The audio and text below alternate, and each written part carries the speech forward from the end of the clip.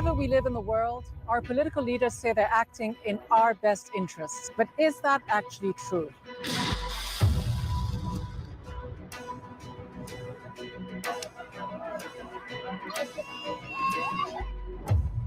We explore how the reality often contradicts the official narrative. We are satisfied that we made tremendous progress. There simply was not a better alternative given the circumstances that we faced. The last few years have been extremely challenging. Multilateralism, the United Nations, its authority, its credibility have been put into question. The world community can take individual nations to task.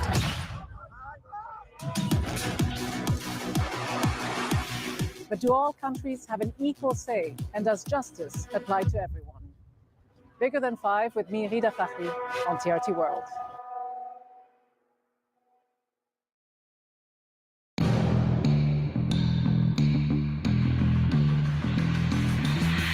From Wall Street to Main Street and the people in power. Money talks, and so do we. The world of business and finance isn't just about dollars and cents. We meet the people behind the numbers and examine how it affects you. With reporters and experts around the world, we'll cut through the jargon and bring you the news that matters.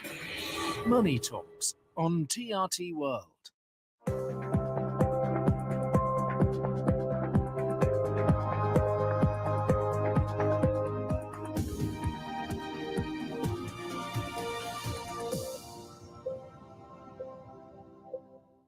Can Cuba recover under sanctions?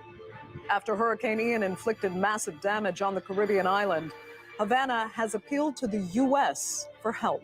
But with 6 decades under a trade embargo and an obstinate Cuban-American lobby, will U.S. policy toward Havana ever change?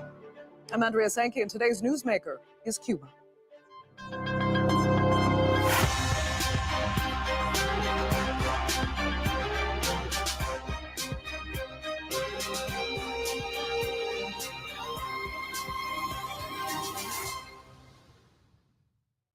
Well, Cuba has been a political thorn in the side of the U.S. for decades, a communist island on the doorstep of the so-called freest country in the world. For nearly 70 years, Fidel and Raul Castro thumbed their noses at Washington and the U.S. blockade that prevents U.S. businesses and their partners from working there. And now, the effects of that embargo, the most enduring in U.S. history, might be having their strongest impact. Cuba is facing its worst economic crisis in 30 years. People can be seen standing in line for hours to buy bread, medicine is hard to find, and power outages are common. I don't know how the country can recover from the economic situation the country is in at the moment. I don't know how it can recover. I know that we will recover in a while. I'm sad because I don't know how we will recover. Well, a number of issues have exacerbated the country's bad fortune. COVID-19 shut down tourism, leaving popular resorts that provided foreign income completely empty. And Cuba's tourism industry has yet to recover. Then a massive fire this year, the biggest in Cuban history, destroyed the island's main fuel depot. That created a huge obstacle for the government to receive crude oil imports. And there was also the rise of Donald Trump. Under his administration, the U.S. president reintroduced economic sanctions against Havana, previously lifted under Barack Obama. We will not lift sanctions on the Cuban regime until it delivers full political freedom for the Cuban people. The same failed communist ideology that has brought oppression to Cuba has brought nothing but suffering and misery everywhere and every place it has been anywhere in the world. Communism is the past, freedom is the future. So how bad are things for Cubans now? Well, the tipping point may have occurred when Hurricane Ian made landfall last month. The 10-day storm left what's being called an unquantifiable amount of damage. It tore through homes across the country, knocked out the power grid, and made clean water scarce. We are going to recover, and we are also looking for resources. We will give support with food, and we are going to restore things. We are going to do better than before, and we are going to improve. So in order to improve things, Cuba's president made a shocking policy reversal, reaching out to the United States to ask for assistance. How much is not yet known, but for decades, many U.S. government offers to help were rejected by the Castros. The rationale was, why take charity from the same people who block food, medicine, and commerce into the country? But with Cubans now desperate for aid, many are renewing their calls, not for food, not for money, but to end the blockade. Now, when Joe Biden campaigned for U.S. president, he promised to return to Obama-era Cuba policy. But today, Trump's policy still stands. So will it continue, and who wins if it does? Joining me now to debate that and more are from New York, Manolo de los Santos. He's the co-executive director of the People's Forum. From Miami is Julio Schilling, the director of the Patria de Martí news outlet. And in Buckingham, England, is Stephen Wilkinson, the chairperson of the International Institute for the Study of Cuba. Thanks all so much for being with us. Manolo, let me start with you, because your organization has been rallying for Cuba to get at least temporary relief from sanctions to recover from Hurricane Ian. You know, Cuba has long done without U.S. assistance, so why is it so crucial now? Well, yes, you could say the blockade has been in place for 6 decades now. The Cubans, in a certain way, have learned to live with it. But the reality is that in the past 5 years, with the additional 243 sanctions that were originally placed by the Trump administration, but that Biden has faithfully continued and kept in place, life has just become extremely more difficult for the Cuban people.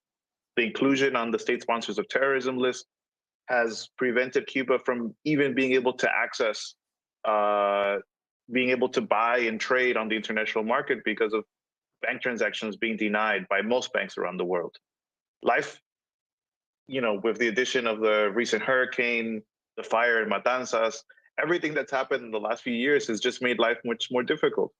All we've asked Biden is, would you consider, out of humanitarian reasons, to lift temporarily some of these sanctions? Do you think he'll do it?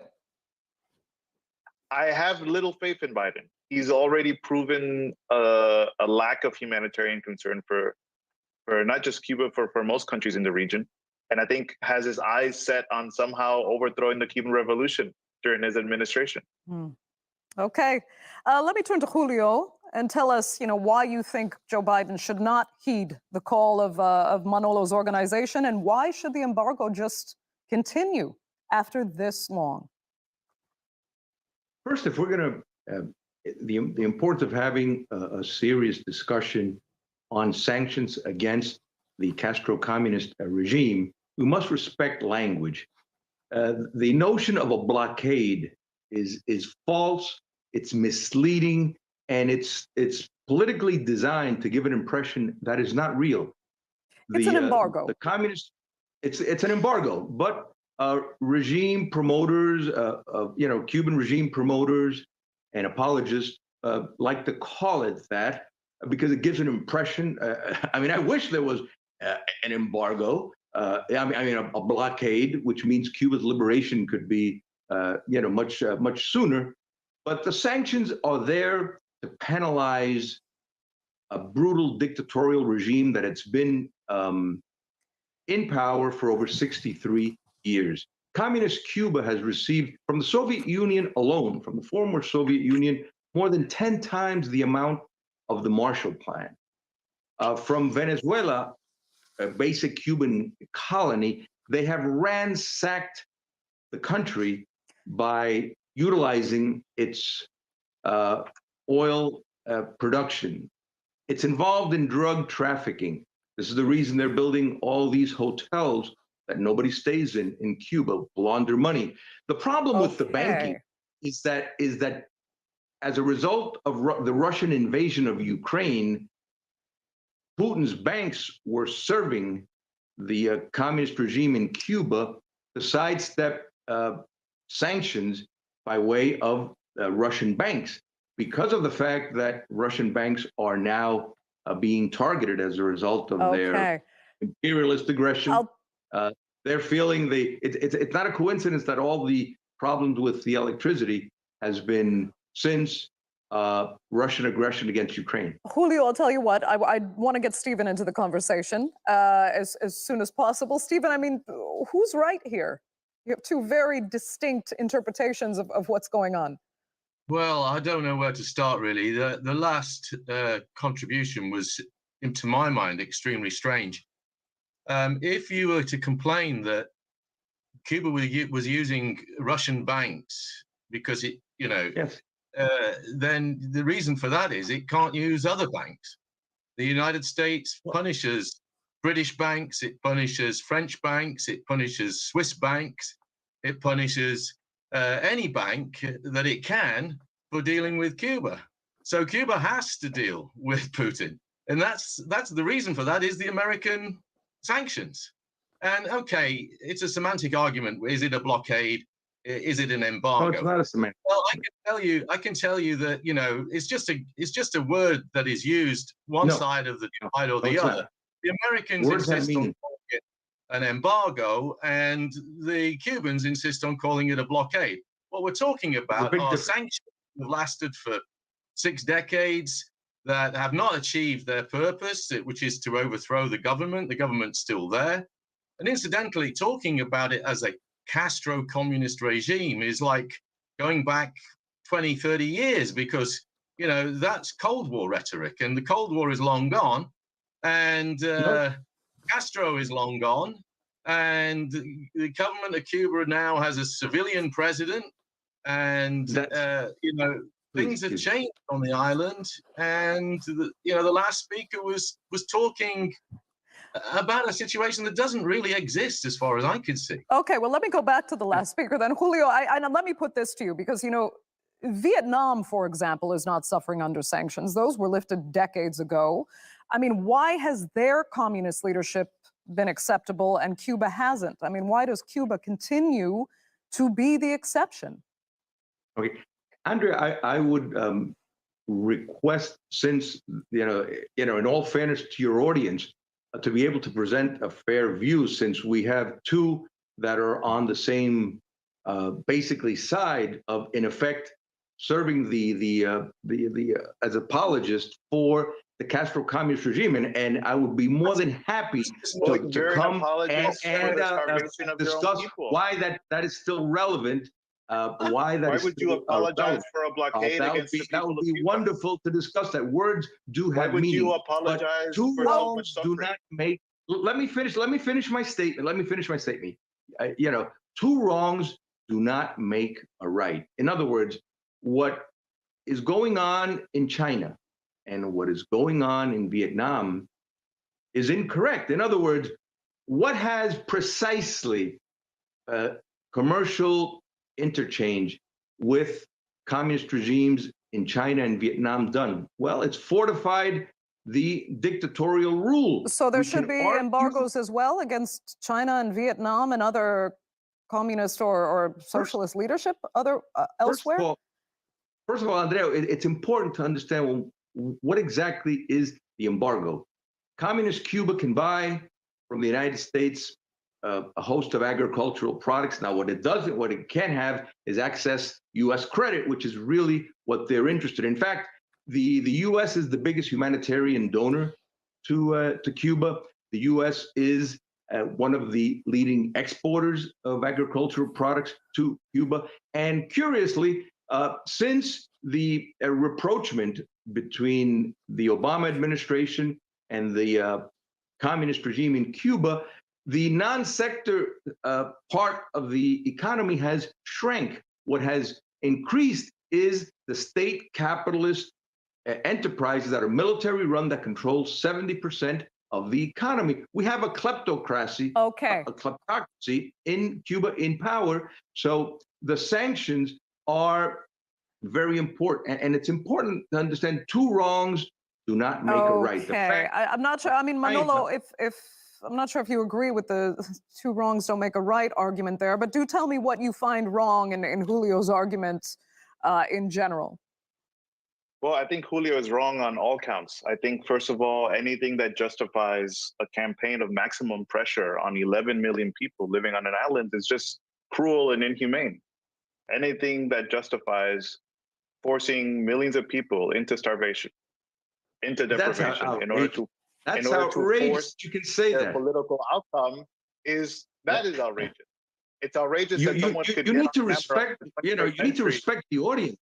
You are very little respecting of people in Cuba. Okay, let's let Manolo finish, Julio. And I think at this point, it's pretty shameful to think about, justifying these Cold War policies in the 21st century with no basis in reality. If the Cuban people really were at odds with their own government, they would have done something about it years ago. I think it's inhumane. But they have been doing it. Where have you been? Have no agency. They have been doing it. And the fact that okay, yes. The blockade, yes. They have Manolo been doing and it. Julio, I do want to get Stephen back in. I can see he's been waiting pretty patiently to comment. I would take issue with Manolo on this point. Nobody in Cuba is actually starving. And I would agree with Dr. Schilling, is it, or Mr. Schilling? I would agree with him that, in fact, the sanctions don't work in the sense that they aren't starving the Cuban people. I'm sure probably you would like to see them starve because that may induce them to overthrow the government. The point is, you sound like a government. You sound like a Cuban government mouthpiece. You must respect the audience. Okay, let's. I can see that there are vastly different interpretations of what's actually happening on the ground in Cuba, and before it breaks out into some kind of screaming match, Stephen, I want to come back to you and ask you a serious question. I know Manolo has recently been in Cuba, and Manolo, I'll let you give me your honest observations as well. But Stephen, I have spoken to Cubans who've told me that the hardships have been exaggerated outside of Cuba. How bad is it? Are people really waiting in line for hours and hours just to get bread? Are they starving? I mean, can you tell me factually that is or is not true? No, people aren't. I mean, starving is a strong word. I mean, let's use words properly. I mean, people are not dying because they don't have enough to eat in Cuba. The point that I was going to make before I was interrupted was this, that in fact, despite the difficulties that Cuba has, and in spite of the effects of the sanctions that the United States imposes on Cuba, Cuba has actually made a remarkable recovery from Hurricane Ian. There has been power restored already. Now, this morning I read in the newspaper that in Puerto Rico, which had a hurricane 5 weeks ago, there are still thousands and thousands of people who do not have power restored. And that is in the United States responsibility. Puerto Rico is what would amount to be a colony of the United States.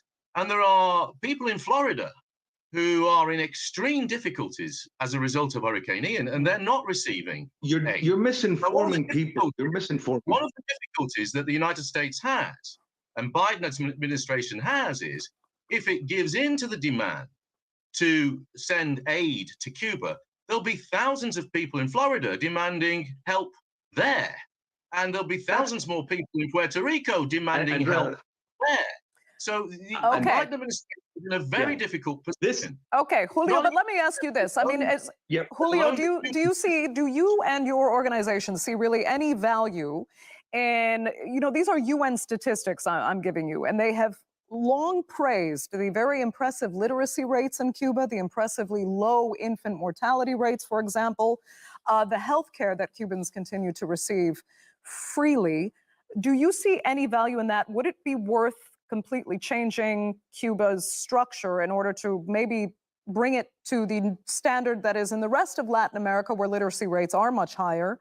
Healthcare is not freely available the way it is in Cuba. In other words, is there any value in trying to work with the regime that is in place? Any whatsoever? Andrea, I'm glad you raised that question.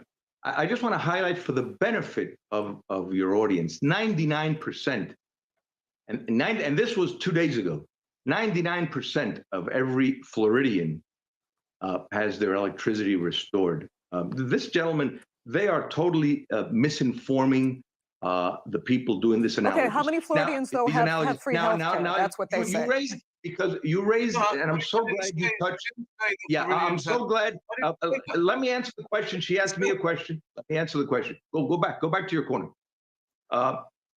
Andrea, the education and the health free is a total misconception, because it ignores.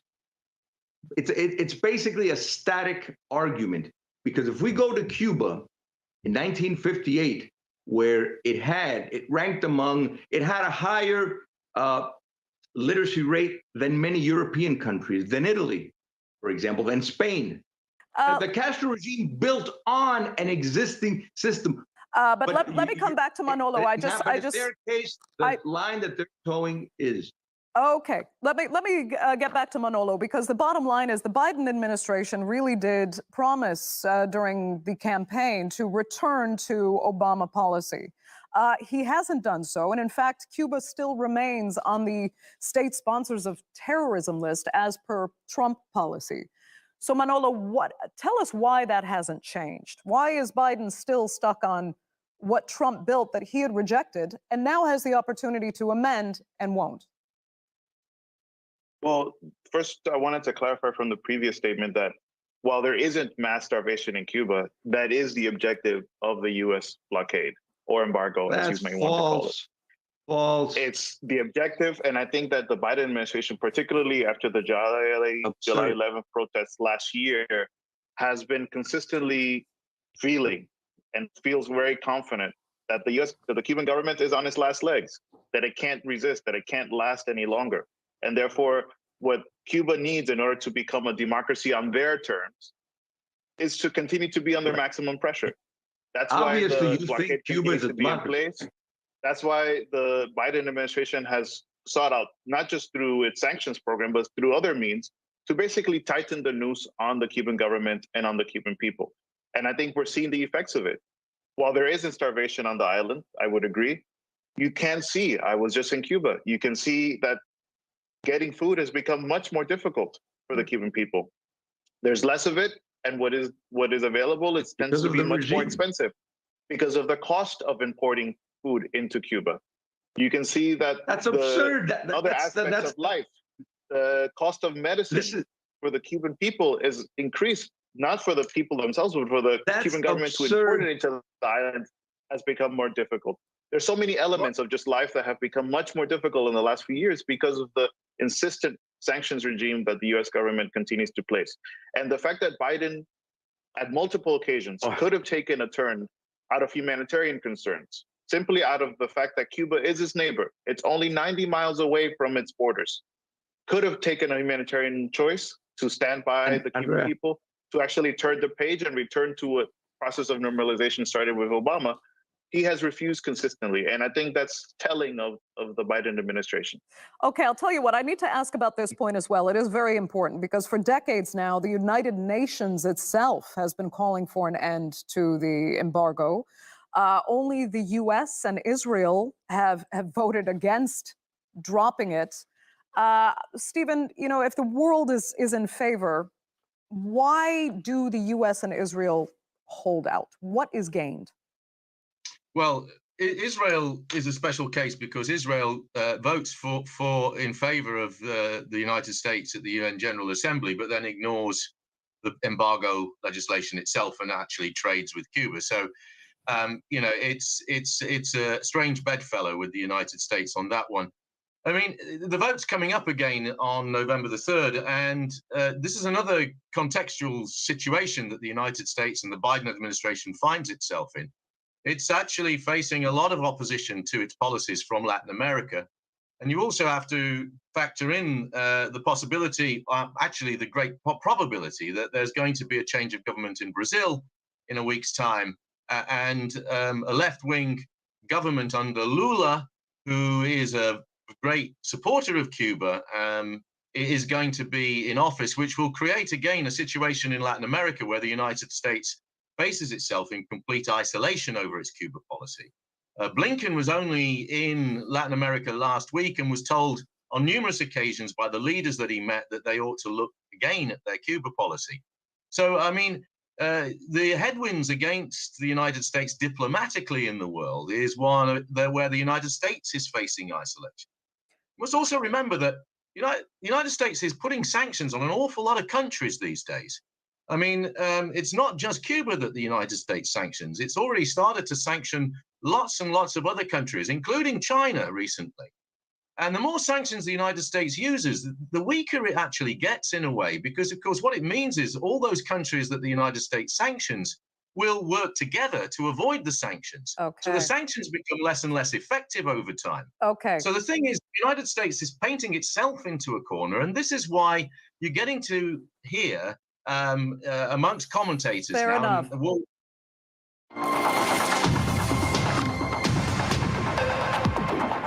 All right, you're looking live now in Brussels, where U.S. Secretary of Defense Lloyd Austin is speaking at a NATO defense ministers meeting that's taking place. Let's listen to what he has to say.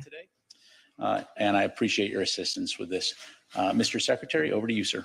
Thanks, Pat. Well, good afternoon, everyone. We've made excellent progress at our 6th meeting of the Ukraine Defense Contact Group.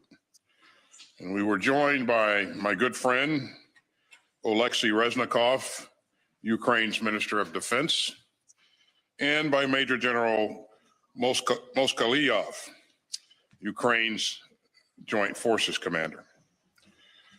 I'm very grateful to them for joining us and for their heroic leadership.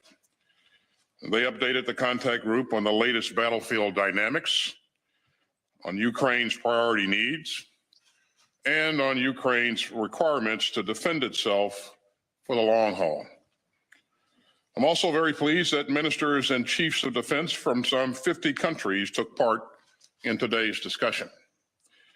That again underscores the resolve of the international community to support Ukraine's self-defense after Russia's cruel and unprovoked invasion. And that resolve has only been heightened by the deliberate cruelty of Russia's new barrage against Ukraine's cities. Those assaults on targets with no military purpose again reveal the malice of Putin's war of choice.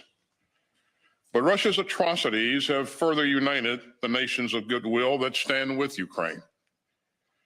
So we are here because rules matter,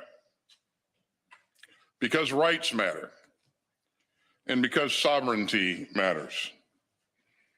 And in the past few days, Putin has given us all another grim preview of a future in which the appetites of aggressive autocrats outweigh the rights of peaceful states.